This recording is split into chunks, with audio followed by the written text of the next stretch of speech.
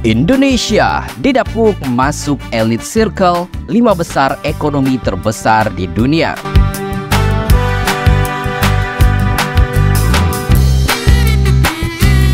Perusahaan bank investasi dan jasa keuangan multinasional asal Amerika Serikat, Goldman Sachs, memperkirakan pergeseran sumber pertumbuhan ekonomi dunia pada tahun 2050 hingga 2075. Negara maju tidak lagi menjadi epicentrum pertumbuhan. Negara berkembang pun diyakini menggantikan negara-negara kaya saat ini. Proyeksi ini dirangkum dalam Goldman Sachs Global Economic Paper yang diterbitkan beberapa waktu yang lalu. Bahkan Goldman Sachs meramal Indonesia akan menjadi negara dengan ekonomi terbesar keempat pada tahun 2050, tepat di bawah Cina, Amerika Serikat, dan India yang menempati posisi 3 teratas. Indonesia menggantikan Brazil dan Rusia di antara daftar negara berkembang terbesar di kelompok ini. Begitu tulis Goldman seperti dikutip pada hari Kamis 27 Juli 2023. Posisi Indonesia ini bertahan hingga 2075. Hanya India yang maju menjadi ekonomi terbesar kedua menggantikan posisi Amerika Serikat. Sedangkan Amerika Serikat turun di posisi 3 dunia. Adapun Goldman Sachs tidak menjelaskan secara langsung posisi Indonesia yang masuk di antara 5 ekonomi terbesar dunia pada era 2050 hingga 2075. Padahal pada periode 2022, Indonesia sama sekali tidak masuk 15 besar negara dalam daftar Goldman. Seperti yang dirilis oleh Goldman Sachs, dilihat pada tahun 2050, posisi pertama sampai 15 adalah sebagai berikut. Di posisi 15 ada Nigeria, posisi 14 ada Kanada, posisi 13 Saudi Arabia, posisi 12 ada Mesir, posisi 11 ada Meksiko, posisi 10 ada Rusia, posisi 9 ada Prancis, posisi ke-8 ada Brazil, posisi ke-7 ada United Kingdom ataupun Inggris, posisi ke-6 adalah Jepang, posisi ke-5 adalah Jerman, posisi ke-4 adalah Indonesia, posisi ke-3 adalah India, posisi kedua ada Amerika Serikat, dan posisi pertama adalah Cina. Sementara di tahun 2075, daftar negara dengan ekonomi terbesar dunia dalam 15 besar adalah sebagai berikut.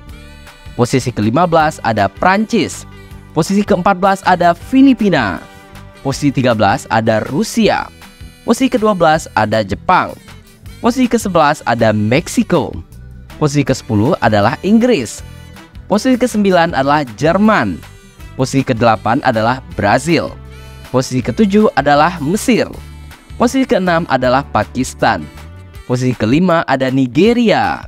Sementara posisi ke-4 tetap diduduki oleh Indonesia. Posisi ke-3 adalah United States atau Amerika. Sementara posisi kedua ada India dan posisi pertama tetap dipegang oleh Cina. Laporan Goldman Sachs hanya mengindikasikan bahwa pergerakan peringkat ekonomi ini dipengaruhi oleh kondisi demografi. Pasalnya, pada periode 2050 hingga 2075, dunia akan mengalami perlambatan akibat kondisi demografi penduduk yang menurun drastis. Goldman yakin negara-negara yang saat ini berada dalam tekanan ekonomi dan utang dapat bersinar di 2075. Jika kita mau perpanjang cakrawala proyeksi hingga 2075, prospek pertumbuhan populasi yang cepat di negara-negara seperti Nigeria, Pakistan, dan juga Mesir menyiratkan bahwa dengan kebijakan dan institusi yang tepat, ekonomi ini bisa menjadi salah satu yang terbesar di dunia. Begitu kata Goldman Sachs. Nigeria diperkirakan akan menempati posisi ke-5, sementara Pakistan di posisi ke-6 dan Mesir di posisi ke-7. Sementara itu, proyeksi ini sesuai dengan perkiraan bonus demografi di tanah air yang digadang-gadang akan membawa Indonesia menjadi negara maju posisi ke-4 terbesar dunia. Presiden Joko Widodo atau Jokowi memperkirakan Indonesia akan menjadi negara dengan ekonomi terbesar keempat di tahun 2045 atau di era 100 tahun kemerdekaan Indonesia. Kalau kita mau, niat kita betul-betul untuk 2045 keempat atau kelima terbesar di dunia. Tapi kalau kita terjebak dalam rutinitas, tidak berani berubah, jangan bermimpi kita masuk ke dalam 5 atau 4 ekonomi terbesar dan terkuat di dunia. Begitu kata Presiden Jokowi dalam Musrenbangnas 2019 seperti dikutip pada hari Kamis 27 Juli 2023. Oleh karena itu, Indonesia meramu visi Indonesia Emas 2045. Visi ini telah dituangkan dalam Rencana Pembangunan Jangka Panjang Nasional atau RPJPN 2025 hingga 2045 yang disusun oleh Badan Perencanaan dan Pembangunan Nasional atau Bappenas. RPJPN ini akan menjadi kompas bagi Indonesia untuk menanggalkan status negara berpenghasilan menengah atau middle income country. Dalam struktur RPJPN 2025 hingga 2045 yang diluncurkan, terdapat 6 bab yang menjadi fokus pembangunan Indonesia, yaitu selayang pandang pembangunan Indonesia, megatrend dan modal dasar, Indonesia Emas 2045, negara Nusantara berdaulat, maju dan berkelanjutan, Indonesia bertransformasi, kolaborasi menuju Indonesia Emas 2045, mewujudkan pembangunan wilayah dan sarana prasarana menuju negara Nusantara, dan mengawal Indonesia Emas 2045. Pada area transformasi ekonomi, pertumbuhan sebesar 5% yang saat ini telah digapai masih perlu ditingkatkan. Dengan skenario transformatif, diperlukan rata-rata pertumbuhan sebesar 6% agar tahun 2041 Indonesia dapat keluar dari middle income trap atau jebakan negara berpenghasilan menengah. Sedangkan dengan skenario yang sangat optimis, rata-rata pertumbuhan sebesar 7% agar tahun 2038 Indonesia dapat keluar dari middle income trap. Senada dengan Goldman Sachs, Presiden Jokowi mengatakan Indonesia memiliki potensi yang sangat besar masuk ke dalam 5 besar negara ekonomi terkuat di dunia. Kata Presiden Jokowi, tantangan yang dihadapi ke depannya tidaklah mudah, sehingga pemimpin Indonesia ke depannya harus bisa membawa negara ini menjadi lebih maju lagi. Tapi memang tantangannya tak mudah dan itu peluangnya. Opportunity-nya hanya berada pada kurun 13 tahun ke depan. Sehingga pemimpin ke depan sangat menentukan negara ini bisa maju ataupun tidak di masa depan.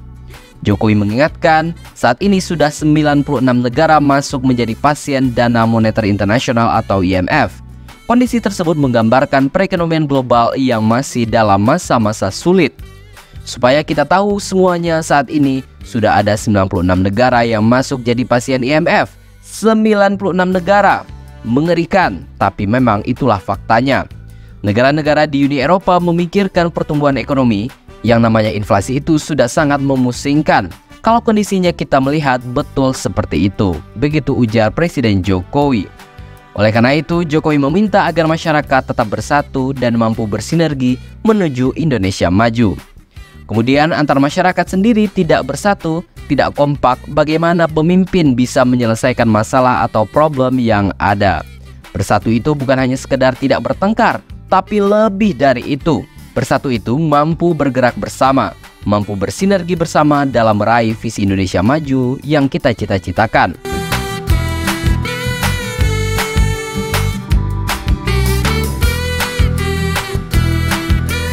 Dari sini bisa kita lihat bahwa ekonomi Indonesia bak gurita yang terus membesar secara masif dan ekstensif. Perkembangan di berbagai sektor telah mengantarkan Indonesia semakin sejajar dengan negara-negara besar lain yang sudah lama maju. Bayangkan republik yang masih sangat muda ini belum genap 100 tahun, namun bisa mensejajarkan diri dengan negara lain yang sudah ada sejak ratusan bahkan ribuan tahun yang lalu. Jadi, bagaimana menurut pendapat Anda?